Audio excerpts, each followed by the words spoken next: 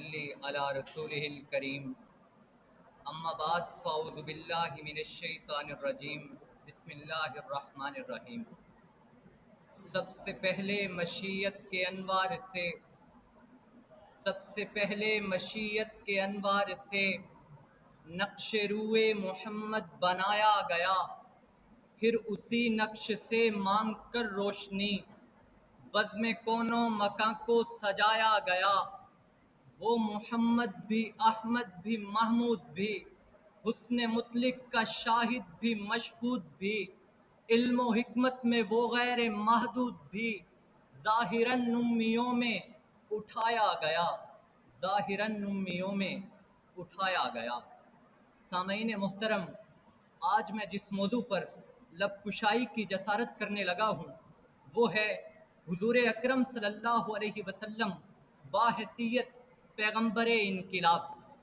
سامعین محترم، تاریخ کے اوراق پر نظر دوڑائیے اور دیکھیے کہ اس رحیم و شفیق ہستی کے آنے سے پہلے دنیا کے شب و روز کس طرح گزرتے تھے۔ محمد عربی کی آمد سے پہلے دنیا کی حالت کیا تھی؟ ہر طرف کفر و شرک کی گھٹائیں چھائی ہوئی تھی، ظلم و ستم کا دورہ تھا، جبر و استبداد کے شکنجے میں جکڑی انسانیت دم توڑتی نظر آ رہی تھی۔ تخت و تاج کے مالک حکمران بے بس انسانوں کی زندگیوں کے مالک بنے بیٹھے تھے۔ غلاموں کی زندگی جانوروں سے بھی بدتر تھی۔ عورت کے مقدر میں تو ذلت ہی ذلت تھی۔ حوا کی بیٹی کی عصمت آدم کے بیٹے کے ہاتھوں تار تار تھی۔ صدر علی وقار وحشت رحمت کو مٹا چکی تھی۔ تہذیب و تمدن منہ چھپاتے پھرتے تھے۔ شر خیر کی بے بسی پر، جہالت علم کی بے بسی پر اور تاریکی اجالے کی بے بسی پر خندہ زن تھی۔ صدر علی وقار میرے پیمبر کے آنے سے پہلے تورات و انجیل کی تعلیمات تحریف کا شکار ہو چکی تھی۔ جناب موسیٰ اور جناب عیسیٰ کے نام لیوا ان کی روحانی زندگیوں کو فراموش کر چکے تھے۔ یونان کا فلسفہ سکتے میں تھا۔ کنفیوشس اور مانی کی تعلیمات دم بخود تھیں۔ ویدانت اور بدھ مت کے تصورات اور منو شاستر کے نکات سربا گریباں تھے۔ جسٹینن اور سولن کا قانون بے بس تھا۔ کوئی چراغ نہ تھا جو اندھیرے کا مقابلہ کرتا، کوئی روزن نہ تھا جو کسی طرف کھلتا ہو، کوئی پگڈنڈی نہ تھی جو راہ ہدایت کی طرف نکلتی ہو۔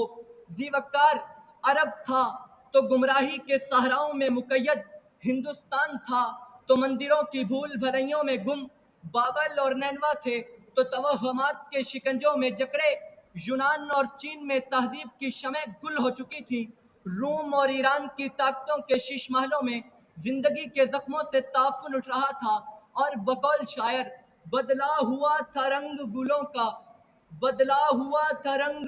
کا تیرے بغیر، ایک خاک سی اڑی ہوئی سارے چمن میں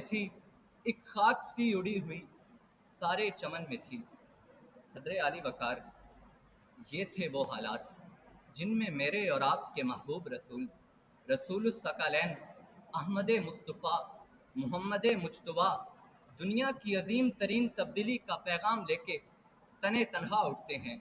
ذی وقار اگر ان کی جگہ کوئی اور ہوتا تو شاید بدی کی قوتوں کے آگے سرے تسلیم خم کر دیتا، یا شاید زندگی سے ہی بھاگ اٹھتا۔ مگر ذی وقار وہ آئے جن کے آنے کی زمانے کو ضرورت تھی، وہ آئے جن کی آمد کے لیے بے چین فطرت تھی، وہ آئے جن کے آنے کے لیے مضطرب تھی وادی بطحا، وہ آئے جن کے آنے کے لیے کعبہ ترستا تھا۔